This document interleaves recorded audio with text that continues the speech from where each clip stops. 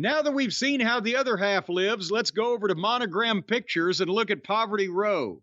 Hey, they had With some the good stuff too. I'm a big fan of the Bowery Boy films. All right, so Hunts Hall and Leo Gorsey saved him from insolvency on numerous occasions, but the collision episode from Saturday night, October 14th, we're not going to go into granular detail on this, but before we talk about the TV program that we watched, what am I hearing about the TV programs that they're trying to watch in the Jaguars stadium? Have they not paid the cable bill over there at the Jacksonville Jaguars? There were all of a sudden stories going around, more specifically pictures going around of, I guess, television monitors at the Jacksonville Jaguars game at the stadium. In the luxury boxes, right? I believe so. I don't know if it was also the same situation all around the building, because, when you go to a game, sometimes you can watch the game while you're online for beer or something. You have it on monitors. But apparently, according to these photos and these stories, the Jaguars or whoever it is that pays the bills for the facility had not paid for DirecTV to be renewed. The picture of these big flat screen TVs and all these luxury boxes is a picture of the TV on, but instead of a program, it's a big box that says, to pay your bill, call 1-800-BLOW-ME or whatever. So apparently, I'm not saying they don't have the money. Maybe just nobody thought of it. So they can't even pay the cable bill in their own stadium. I wonder if the luxury boxes, do the Diet Cokes and the fucking hot dogs come COD? Well, they're right now trying to get, I believe, tax dollars to either build a new stadium or fix up their stadium. I'm not exactly sure. I'm not a big Jaguars fan. You never know about the taxes. I tell you one time, the first time when I was a teenager, the first time I went and tried to buy rubbers, they tried to hit me with this tax thing. I said, how much are these rubbers? He said, $1. I said, all right. I went to pay for them. He said, that'll be $1.06. I said, what's the 6 cents for? He said, tax. I said, I don't need tax. I can hold them on myself. Well, beyond the awful humor, maybe you should go right for Adam Cole and Roddy Strong. Beyond that, what is your thought in general about the idea of tax dollars being used to build a stadium for a franchise, for whatever sport it may be, that a team owner will own, that the money goes to the person who owns the team? It's not like the money goes back to the taxpayer. What do you think about using that money? And at times, I think with the Braves, it was such a quick turnaround between Turner Field and their new stadium in Cobb County. It's an incredible turnaround, and now they renew stadiums, or they get new stadiums quicker than they ever used to. What are your thoughts on tax dollars being used for that?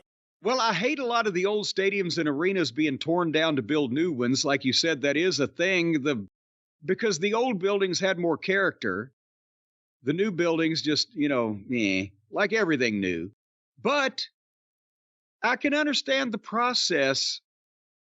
These stadiums or big NBA arenas or big sporting arenas or whatever, they bring the big concerts, the big shows. People go downtown. They want to spend more money. They park, they eat, they whatever. It does stimulate the economy of the city. And it's a bragging thing, or it's a landmark thing that can attract people and business and commerce and blah, blah, blah. That's the reason why they get tax breaks. But on the other hand, like you said, they do end up, as a result of trying to revitalize their various cities, getting these things through to the benefit of these billionaires that already should be taxed until they're so broke they can't pay attention. These greedy, heartless, fucking cold-hearted, goddamn. But besides that, that's the thing. You've got the city is trying to do something positive, or the state or whatever, by giving a tax break to get a big attraction built in their location to attract more people. But the taxpayer, that's actually what your tax dollars should go to, is shit to make your city better and more successful. But unfortunately, a byproduct of that is these rich fucks getting a sweet deal because they can say, well, I'll just build my stadium somewhere else. If you don't give me this deal, somebody else will. I'll take my team to Vegas. That's what they just did in Oakland. So they got to put up with that. Well, some people had to put up with AEW Collision this past week. Pay your cable bill, except if it's Spectrum. That is embarrassing. Anyway. The actual image said, to pay your bill, go to DirecTV. Pay your bill. Here's how, since you obviously don't know. Here's the procedure. You've never done this before. We have you on file. Hell of an operation. All right, anyway. Hell of an operation they got going over there. I'm telling you, it's not a sloppy shop by any means. So I wanted to bring up a couple of things on Collision, because now we see the other side of what they tried to open this show doing the same thing. Let's go out with a bunch of star power. But it got so goddamn confusing and so goddamn muddy. That's why I said, you said originally I didn't watch that show. I said, you got to see the first segment at least. Because however Tony's mind works, all this shit makes perfect sense to him. But he makes it so busy. And thing upon thing upon thing. And then there's always people going into business for themselves. Apparently that was the case here too. That by the time you get to the end of the thing, you don't remember what the point was that they started with that you were supposed to remember, because they've topped it with 6 others. Is that kind of a summation of what was going on here in your mind, Brian? I thought this was a good introduction to Adam Copeland, what AEW is here in this segment. And there was a lot going on, yeah. So there was a lot going on, and there was also the most interestingly dressed security guard I've seen in AEW. Well, that was what I was going to say. The one thing that stood out that you wanted to know more about, you never heard shit about it. Who's that guy? Who the fuck was that? So Edge comes out to do an in-ring promo. But before he really gets to even say anything past that, he's come to address, what's happened between him and Christian Cage and a blah, blah, blah. Here comes Cage's music, and that interrupts with him and Nick Wayne and Dino Douche and the security force. He's got like 6 or 7 security guys, and they always all look like indie guys wearing black shirts and black pants, and it says security. Except there was one guy in an odd color suit, to say the least, but he's wearing a suit. It looked like maybe it was that Ultra Suede from the 80s. And he was the biggest guy there, including Christian Cage. I think Dino was the only one who maybe had been bigger than he was. And he stood front and center in this security force out in front of Christian. And it was never explained. Who is this fucking guy? Why does he look like that? He stands out. You would have thought that Christian was going to say, well, I brought the goddamn most incredible fucking fighter from Bolivia or something. He was supposed to be somebody. No, this man is the modern Nikolai Volkov. He owns one suit, and he's going to wear it everywhere. Well, the point is that Christian is behind the security force that he's brought out so he can cut the promo and be unmolested. And he tells Edge to leave the ring, or elsewise security's going to remove him, and then cuts a promo on his match later on tonight with Bryan Danielson, which naturally leads Danielson to come out. And he announces that he's talked to Tony Khan and that Dino Douche and Nick Wayne are banned from ringside in their match tonight.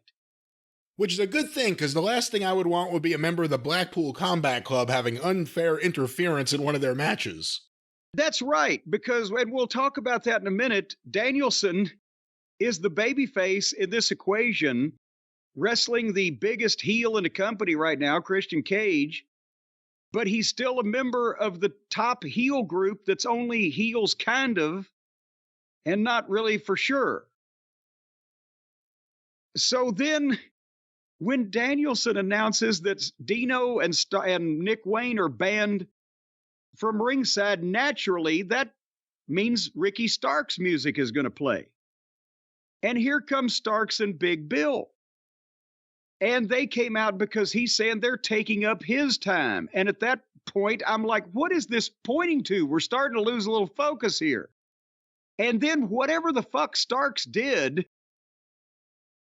pissed Edge off enough that Edge started just blistering him, calling him a Rock ripoff. You got your fucking clothes, your everything from The Rock. And just quick, too, just bam, bam.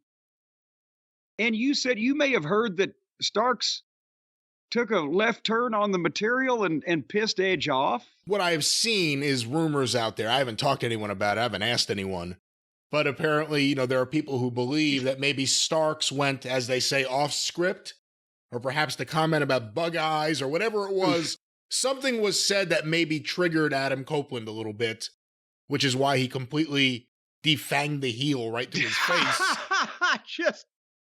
Just the most obvious statement that at the same time was the cruelest thing that you can say about Starks. Yeah, you want to be the fucking Rock.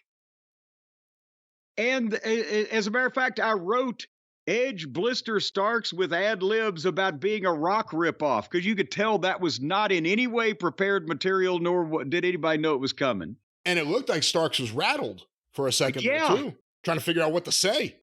And what could you say? Well, you kind of nailed me. You had my number as soon as I walked in the door. So then Starks tries to regroup and make a challenge for a fight with somebody at this point of some kind. And they play FTR's music. And I wrote, Jesus, more? And that now somebody out there, the AEW faithful, are going to say, well, they did the same thing on SmackDown, and you said it was stars. Yeah, John Cena, Paul Heyman, Roman Reigns, Cody Rhodes. I'm saying that, and there's some of these people that I like, but they're, and Adam Copeland, definitely brand new star, but the WWE brings them out and has them make one clear point. These guys are coming out and engaging in multiple different conversations with no nail being hit on the head. And finally, FTR Cash said they were banged up last week, but they still defended the belts and they lost them. But they're still the best team. Even though they don't have the belts, the other guys were just better that night. And they're going to earn a rematch. And then Dax accepted whatever challenge I think that Starks had made, except that Danielson then said that he and Cage could fight right now, but they got in a big fight with security. And then the heels bailed, but Danielson, technically in the heel group, even though he's a babyface, got the crossface on one of the security guys and held it on him until he passed out while the heels stood in the entranceway and kind of shook and shivered about it. And nobody told us who the guy in the fucking suit was, or why he was dressed like that, or why he looked better than the rest of the fucking talent. Yeah, when Christian had them all crouched down, he really stood out there. Yes, because he's a big guy, so he's trying to crouch down, but he's still a big guy. What came out of this? What clear point? What? I think a clear 8-man tag at some point came out of this. And as I said to you before he got there, Adam Copeland and FTR is a natural thing. They're all friends and they would love to work together. And I'm sure we're going to start seeing these guys all together on this show. And, the problem too is it's one thing when you're confronting someone in the ring and going at it with them. Everyone, and this is both companies, they come to the ring to list off their credentials to the person they're about to go at it with. I heard you say all those things. Let me remind you of who I am and what my goals are in life. I was born a poor black child in a log cabin. I know. It's a reference to The Jerk for anyone who's young and doesn't know what he's referencing. Go Google The Jerk, Steve Martin. Why don't you just go Google yourself? Why don't you, if you don't know what The Jerk is, just go Google yourself. Oh, Harley, well, you okay? Let's get back to your special purpose here, Jim. I'm sorry. She's, Well, my special purpose is taking care of Harley. She was eating her stick and she's better now. MJF went to an anti-Semitism conference. After last week, is that kind of... Not an anti-Semitism conference, a conference on dealing with anti-Semitism. The difference. Well, isn't that the same thing? No, an anti-Semitism conference could be like the KKK rally. Oh, the proponents of anti-Semitism. Well, like this was a combating anti-Semitism conference, which again, after last week, I guess is that the Jewish equivalent of going to heaven saying some Hail Marys because you fucked up? Well, I would have to think that he was booked for this in advance of all this happening and the angle and everything. And it was a nice piece, and I thought it was actually an important piece, and they say the most important thing, or MJF does at the very end, that although we are a very small population here on planet Earth, the Jews are responsible for such a large percentage of religious-based hate crimes, it's ridiculous. And I thought it was good. That was that's what it was. See, this is the kind of thing they shoot. And hold your thought, but they shoot themselves in the foot because if this had stood alone, it would have been wonderful. Here's their world champion going out and doing a public service, social awareness, that whole thing. But it comes after the week they did the thing. And they have MJF talking with Robert Kraft, the owner of the New England Patriots, a billionaire. In the piece, I believe it was him who put this whole thing together. And AEW thought it was important enough to leave in there where he says, everything's about this issue, except the one line where he goes, "You work for a great family." So AEW left it in there, this guy putting over the cons. And they did the same thing going to the video. They pitched it like, here's a video of MJF with Tony Khan's friend, Robert Kraft. What is that? Well, you got the pros and you got the cons. But other than that, I think it's good that MJF did that. I'm sure it was a good experience for him, I would hope. And I'm glad AEW is shining a light on this issue. As crazy as it may have been after what they did last week, doesn't take away from what they did, but it's a step in the right direction. It, again, it just, it could be so much more unencumbered with baggage. Some of these good things they do if they weren't doing some stupid things. Samoa Joe beat Willie Mack. I know Willie's family was upset about that. Did you see Action Andretti's promo pitching himself to Hot and Flexible? I saw her promo and then Action Andretti showing up and pitching himself to her. Again, another guy that comes in there, here are my credentials, in case you haven't been watching this show that you're on TV. Yeah. Everyone, here are my credentials. And her and Lexi Nair are having a great time together, it seems like. She's gonna sign up some people. Miro don't want her to sign up people, and this little fucking nitwit comes in to like he's gonna hit on Hot and Flexible. We look at the state of him, and he's again the promo so dry you had to listen to it in the rain. It just rehearsed words and like that she would be interested in him in some fashion. This is 2 companies in a row they've teased these issues with them. It's like they're trying to John Tatum him. It's like he's doing everything he can to make it possible. Maybe it'll happen this time. I don't know what the hell it is, but again, issues with them. But Action ain't gonna last long. Yeah, that's right. Anyway, Juice Robinson against Christopher Daniels. They let Juice wrestle, and I haven't seen Chris Daniels wrestle in years now. And again, it was a nice wrestling match, and Daniels is always smooth. Nobody gives a shit. He's not only hadn't been on television in 2 years, he wasn't on TV regularly back then. And I think this match was, Juice is great, and he's actually a heel, but I think it was a bit too much of a competitive match considering who Chris Daniels is to how he's presented today versus the past. And finally, Juice hit his finish, 1, 2, 3. There was really not any energy to the crowd at this point because, like I said, how were they in doubt of this? And some of these people may have never seen Chris Daniels at this point. So nevertheless, then they beat him up some more. Poor old Daniels. And then Juice did his promo with his foot on an immobile Christopher Daniels. And the promo was good because Juice can talk, but Daniels laying there like a corpse, motionless for minutes at a time, with nobody trying to help, is a horrible, phony visual and distracting from the point they're trying to make because all anybody's doing is, Oh, look, that guy hadn't moved. Look, yeah, oh, that's funny. He hadn't moved. And then Jay White started talking after that while he's still not moving. And I fast forwarded through Jay White because fuck, right? The king of listing his credentials during a promo. I don't know what he could have read his grocery list. I don't care. But the point is, they walked out and left Daniels laying there, still hadn't moved. How do you take a serious angle and make it comedy?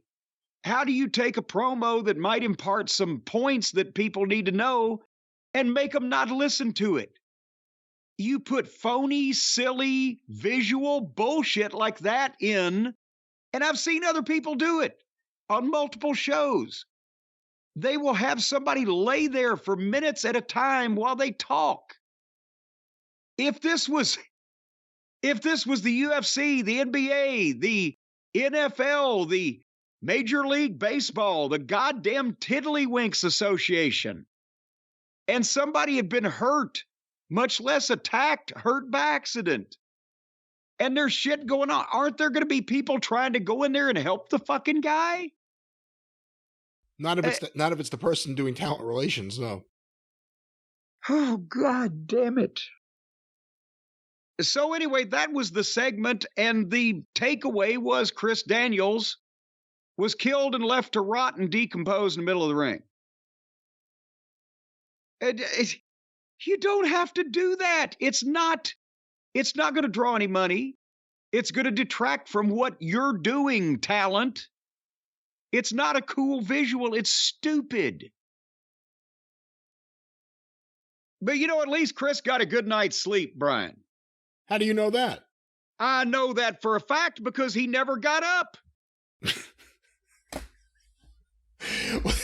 That's no guarantee of a good night's sleep. Well, he liked it so much he didn't want to quit. Well, that's no guarantee of a good night's sleep, but we could find a way to guarantee a good night's sleep. Well, we can do that, but, if you don't want to go to all the trouble of having a group of subpar wrestling heels kick the shit out of you on television, and then you lay there immobile and unconscious, possibly in a self-induced coma for hours at a time, if that doesn't sound like that's something that trips your trigger, folks, we got an easier way. We got a way that you can go to sleep, you can get up, you can watch TV, you can be as comfortable, as Mama Cornette used to say, as a bug in a rug, laying on your very own perfect sleep chair. And you don't have to do anything because the chair does everything for you. It lays you back. It flips you out. It stands you up. Well, it doesn't flip you out. It folds you over. It doesn't do that. Stop saying things it doesn't do. What it does do. You can literally, I've got one in my own home, and I've tried it out. You can never try all the positions because they're infinite. It's like the Kama Sutra of recliners. The positions are infinite. Everything adjusts. The feet thing comes up underneath you in a variety of locations. The back lays down or tilts up. The seat actually has a pitch to it. It can raise you up and lower you down. It can stand you up. If you don't want to sit in that chair anymore, you don't have to worry your little pea-picking heart about using your own muscles to get up. Well, this thing treats you like the true slug that you are. You complete waste of human flesh. You're going to grow into this chair because you never want to leave it. Because if you have to stand up, you just punch the button. Whoop, there you go, right up. And it heats you, and it vibrates you. You can lay back in this thing perfectly perpendicular, prone as a goddamn day is long, and you can hit that heat, and you can hit that vibrator, and my God, you'll sweat 20 pounds off and your teeth will be lolling around in your head like chiclets. No, it is nothing extreme like that. It is safe and comfortable and fun to use. Well, fun to use is not really the way to look at it, but no, it is fun. Well, it may be fun for the kids. My kids like it. Actually, we're in the process. We're moving the one I have from the library up to the bedroom because it is such a good chair. I have now recently fallen asleep a couple times in it reading a book. So I'm going to bring it upstairs so I can fall asleep reading a book. Watching Me TV. And then you take the bed right out of the bedroom. You don't need it. Just get the chair. Well, Suzanne's still in the bed. I'm going to just be in the perfect sleep chair. Well, put her on the back of the chair. On the back of the chair? Yeah, put a piggyback, like they ride the motorcycle and the girl's on the back, put her on the back of the chair and ride around the bedroom. No, I want to sleep, not ride around the bedroom. Well, you don't have to sleep. I don't have to, but that's what I just said what I was looking to use it for. And you came up with some other scenario where like Batman and Robin were riding around in circles in her motorcycle. Well, it's a bat cycle to you. But if you want to watch your favorite TV show, or you want to go to sleep, or you want to read a book, or you want to play with your puppy dog, or you just want to revisit your special purpose in life, folks, then you got to get the perfect sleep chair. Stick it in front of the TV or in the bedroom, out in the backyard. The squirrels will love it. Keep it indoors. That's probably the best bet, to keep it in good condition and enjoy its fine functions, which require electricity. You're not much of an outdoorsman, are you? You know you can run a extension cord out the window. No one wants to put power in the yard all day long. Yeah, you could do lots of things, but no one would want to put their fine, beautiful, lovely, perfect sleep chair in an outdoor setting. But you've never been down south, have you? Most people have their finest furniture out on their front porch. Folks, if you'd like the perfect sleep chair that doesn't skimp on quality, is available in several fabrics, including genuine leather. And boy, those cows are pissed about that. Then all you've got to do right now is go to shopjourney.com. See, I threw you a curve there. It's not perfectsleepchair.com. It's shopjourney.com. shopjourney.com/JCE and use the promo code JCE at checkout. $125 off your order. Brian, is that the biggest discount we've ever perpetrated? I wouldn't use the word perpetrated, but I believe that is the biggest discount the listeners have been offered, and it's a fine discount for a fine chair, a chair we love. It's amazing. Here, and you will because love if you add $125 to any other number, you're going to get a larger number. And that's what you need to do right now. If you're looking for the best chair to watch TV in this fall, read a book, fall asleep, play with your dog, have bedroom races, head to shopjourney.com/JCE. Use the promo code JCE at checkout. $125 off your order of the perfect sleep chair that has sold more than 100,000 copies or chairs or whatever. Chairs. And they deliver it directly to you. So you don't have to worry about packing it home from a store on top of your car, strapped down like a poor deer. Yeah, you just open the door and they bring it in. That's what happened to me. That's what they do. They deliver the way delivery works in the typical fashion, as in the Merriam-Webster. Can you explain delivery to us laymen? A couple of fine gentlemen who have been checked out, and we know that they are okay, will bring this giant chair into your home. Did they have to go through a body cavity search and any type of toxicology, or were they just given a quick glance and a once-over? I think this is a fine question for the courier service, but here we're going to talk about the fine delivery we had of an amazing chair, which is the point of this whole thing. It's a wonderful, perfect, not only amazing, perfect, a perfect sleep chair. Perfect. The Curt Hennig of recliners. Get it today. Very good. The Curt Hennig of recliners, ladies and gentlemen, the perfect sleep chair. You want it, you need it, you can't live without it, you gotta have it. Go now, spend all your money, shopjourney.com/JCE, but save $125 with the promo code JCE.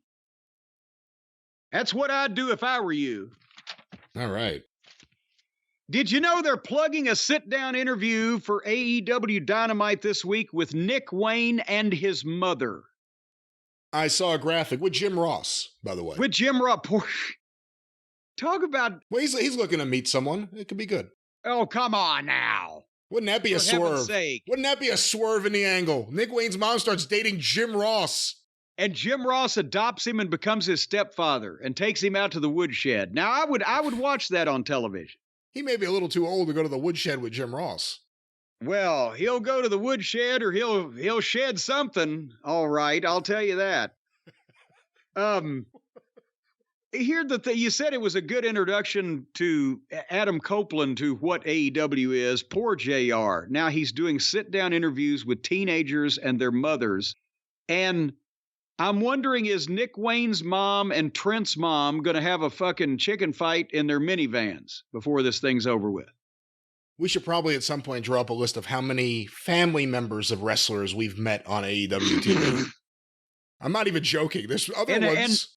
And then a notice of how many of them laughed when their family member was getting the shit kicked out of him. That's at least 2 moms I could think of. We met Jack Perry's mom and sister. I think that was Cash Wheeler's mom one of the times they were laughing at the heel. There's Trent's mom. There's Nick Wayne's mom. And there's probably a bunch more I haven't thought of. Darby? Didn't Darby have a mother? I don't think Darby's had family there, at least none that I can remember. Moxley had his mom there, I believe, or his dad. Moxley's mom was in Cincinnati. No, Moxley's dad was in Cincinnati. Moxley's dad, so they had his dad there. Jade was there, her husband and daughter were in the crowd and featured on TV. And again, like I said before, I thought of another 4 names. There are probably more that I'm not thinking of right now. And there's probably a bunch of people related to the Buckaroos by marriage that we're not even aware of. Oh, their dad. Remember they did an angle where Jericho and MJF beat up their dad and he had ketchup all over his face? The world's oldest hippie. Buckaroo dad. All right, anyway, speaking of hippies, so now they're giving Kyle Fletcher of Aussie Oldham, his partner Mark Davis is hurt, so Kyle Fletcher is now a juvenile delinquent single wrestler. He beat one of the fat Boulder fellas, and he's calling out Twinkle Toes as Kyle Fletcher for a big TV match upcoming. Someone wrote to us that the other guy in Aussie Open looks like Captain Kangaroo. Bob Keeshan. Do you know that Bob Keeshan also was the original Clarabelle the Clown? I did know that, yes. Well, see, and Mark Davis was not the original Clarabelle either. Did you ever see footage of the last ever Howdy Doody show episode? Is that when he dropped down and did duty right on the set? That never happened, at least not with Howdy Doody, maybe Photo Duty. But no, this is where Clarabelle, the show closes. It's amazing. Clarabelle, for the first time ever, speaks and says goodbye to the kids. I remember while breaking down and crying. Like, that's the last image of the show. It's haunting almost. And well, he would later on go on to do horrible things with a moose and a man who lived in the barn. So he didn't do any horrible things that we know about. Mr. Moose, they were always in conflict. And Hey, what'd you think of Mr. Rogers growing up? I never watched Mr. Rogers. Never. That was after me, or at least I wasn't aware of it. I was more of a Presto the Magic Clown kid. Presto the Magic Clown? I don't know anything about him. On WDRB, when they first came on the air in February of 1971, it was the after-school block of cartoons hosted by Presto the Magic Clown, who would do tricks of magic for the kids while he was... And he had a little animal sidekick, and then he'd introduce the cartoons and Speed Racer and things. Did he speak, or was he a mute? No, he spoke. Was the animal real, or a puppet? Every time he did a trick, he said, Presto. Hence his name. Was the animal real, or was it a puppet? The animal had a human being's hand up its ass. That didn't answer my question. But it recovered, went into counseling, and then got this spot on Presto. Well, Presto change-o, back to AEW Collision. So the 9 o'clock top of the hour segment on this program to try to draw viewers was a pre-tape in the back with the Acclaimed and Billy Gunn, where they told Caster that they were going to teach him how to make friends properly, and then they argued with the former Jericho jobbers. So apparently now Caster is awkward of some description, and that's why he's been reaching out to MJF, and they're going to try to teach him how to make proper friends the proper way. It's all about the friendships, Brian. And they felt like that was what needed to be shown at the 9 o'clock top of the hour to draw the viewers in and mesmerize them. By this point, but just for the record, I was already on mute, so I don't think I heard any of the rest of the show, but I saw some of the final match, but I don't remember anything else. Well, real quickly, Chris Statlander beat Blue Sky. Oh, I did watch that. That was all right. Yeah, I know why you watched it. Statlander's good. That's the only reason I watched it. Yeah, you're going to make an ass out of yourself with these comments. I didn't watch it the way everyone else does because of Sky Blue's ass. Everyone's obsessed with her ass. I got plenty of ass in my life. It's my obsession. It's my obsession. I like your ass. It's got such class. It's my obsession. Best ass in wrestling history. Who do you say? Rick Rude. All right, there's a swerve. All right. So anyway, that's when Kyle Fletcher called out Twinkle Toes. It's going to look like a junior high schooler against Harpo Marx. Then they played a video because apparently now Rush and Preston Vance, of course, the son of the legendary Vivian Vance, and some other guy, assistant Jose. Whatever happened to them? Well, they're a group now, a group of cool people. And if you mess with the bull, you get the horns. Boy, what? According to Rush. Where we last saw them, wasn't it like a murder? And they were about to be murdered by a gang in Mexico that had kidnapped them, but then they made a comeback and cinematically murdered all those people and then walked out. And 3 months later, they're here with Rush. And cinematically murdered them. I like the way you put that. They cinematically murdered them. There were no people actually harmed in the making of the motion picture. Keith Lee beat Turbo Floyd, who apparently is the illegitimate son of Floyd R. Turbo, one of Johnny Carson's many Tonight Show characters. Keith Lee is dyeing his hair again, like Heyman, but again, the horse has left the barn. We know that he's a gray-headed Father Time, Fraser Crane-sounding fucking loss at this point, and I don't know why they're still trying. If they could have taken the Keith Lee that we saw about 3 years ago in NXT and harnessed him, kept his hair black and taught him how to do a promo, and maybe had him drop 20 or 50 pounds, you could have used that guy, but left to his own devices and exposed intermittently with months in between, he's just a big fat fucking draw on the payroll at this point, isn't he? You could say that about a lot of people there. I'm about to. So now Miro is pissed that Hot and Flexible is addicted to the spotlight and he's going to destroy every man to protect one woman. And that's fine. That's the story they're telling. Whoever his wife wants to manage in her hot and flexible way, he's going to be mad at because it gives her more attention and he wants her home barefoot and pregnant down on the farm. So that's a story that could be told. But then in the middle of this backstage pre-tape, he says that and then he pulls Action Andretti in under his arm like Action is already in pain, and then he throws him down. Like just because this guy talked to his wife, how did they shoot that? Did the production assistant say, okay, lights, audio, we got speed, okay, victim ready? Okay, and 3, 2. What the fuck? See, that's part of the thing, too. The earlier thing where Lexi Nair was interviewing CJ, Action Andretti walked up. It's the usual interview setting you see all throughout the show. Miro has a cinematic look to his promos. So that you would think they were pre-taped before the live promo earlier in the show. But no, in the cinematic universe of Miro, like Freddy Krueger will pull people into his dream or I guess he would go into their dreams. Pull them in with him or pull them out or whatever. That's what Miro did. He pulled Action Andretti into this world of... But also, again, the camera crew, the production assistant, the boom guy on the boom mic, are they... Okay, yeah, you've physically assaulted and criminally, fucking abused this guy, and now you're holding him against his will, and we're going to go ahead and roll the camera so you can talk for about 30 or 45 seconds before we reveal that you've got this fucking victim.